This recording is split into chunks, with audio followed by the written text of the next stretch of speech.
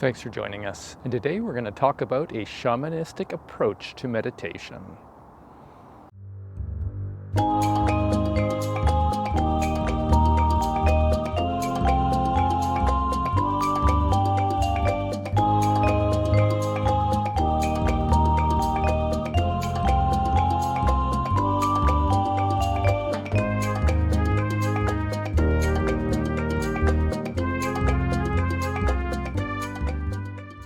So the approach that we take at modern Kriya is informed by Taoist internal alchemy, and it also brings together Kriya Yoga, which is one of the most powerful ways of internalization or pratyahara.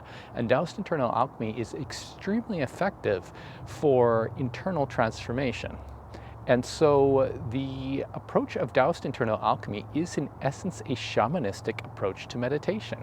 Now, what exactly is that? Now, the difference between a shamanistic approach and what one may consider as a religious approach is that a shamanistic approach tends to be very individualistic. It is very experimental.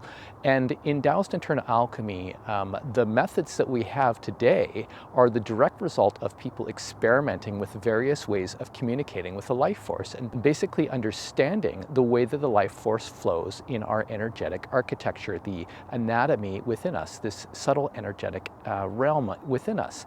And this is well documented in Chinese medicine, because Chinese medicine is really a byproduct of Taoist internal alchemy as far as the applications to the health of the body and the medicinal applications of Taoist internal alchemy.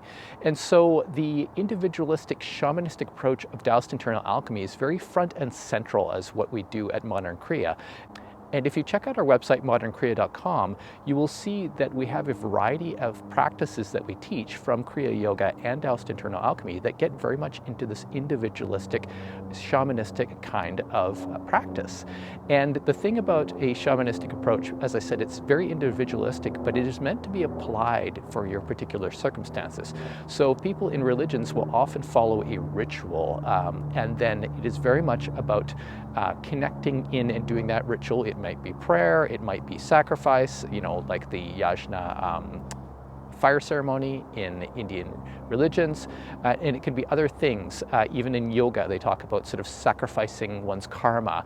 With those practices, they're very much about following a routine or ritual.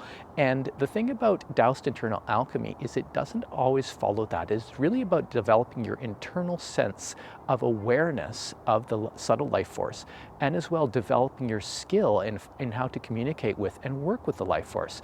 So you can see that it's like an applied approach as far as your internal in meditation and spiritual practice go, not really about following routines and expecting result, but actually working on a moment-to-moment basis to see what is happening as things start to unfold for you. So this is a very practical approach. It doesn't require that you follow a set program, although developing certain skills can be very important because once you develop those skills with a particular practices, you can apply those skills. So really that's what we do at Modern Kriya, is we're looking to apply our internal skills, what we call neidan, or the internal alchemy skills, to work and transform one inside.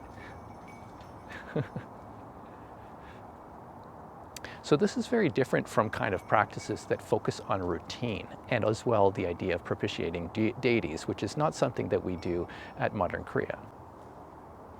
So as I said, at Modern Kriya, we don't use particular practices that have to do with rituals, although we can build some practice routines to develop skills. And that's the difference between a sort of religious approach and a shamanistic approach.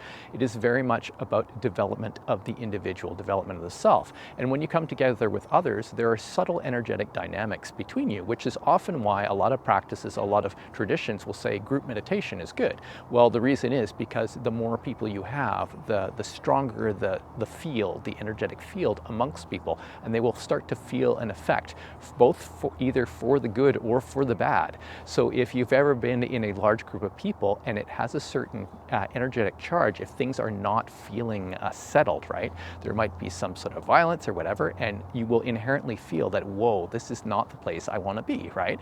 Whereas if you're in another situation where you're around people that are, have goodwill to each other and this kind of thing, you'll feel that subtle energetic resonance and you'll feel, oh, this is a safe place to go. Well, certainly you can do this this on your own. And that is why, at Modern Kriya, a lot of our practices, we recommend that people do them in nature, in a natural setting. And the reason is because there's more of an harmonious energy in nature. And so when you want to be doing your practices, you want to be going somewhere where you can get that harmony, right? So certainly, behind closed doors and that kind of thing, you can get some limited aspect of that. But when you go out into nature, and especially if it's somewhere quiet and, just the natural environment without too much disturbance, then things can be really, your meditation can really be enhanced with that. Any kind of practice, it's not just meditation, but moving practices like Qigong, etc. So can really be helped with that. So that's really the difference between the sort of shamanistic approach and the religious approach. And at Modern Kriya, we have a whole membership section to our website, and where you can sign up to become a member and partake of all the practices for Kriya Yoga as taught by the householder lineage of Panchanan Bhattacharya, and as well as the Taoist internal alchemy practices, which go back thousands of years and are extremely effective for internal transformation. So if you have any questions about this video, feel free to send me an email at info@modernkriya.com. Also check our website at modernkriya.com and our YouTube channel. So thanks for joining us, and we will see you next time.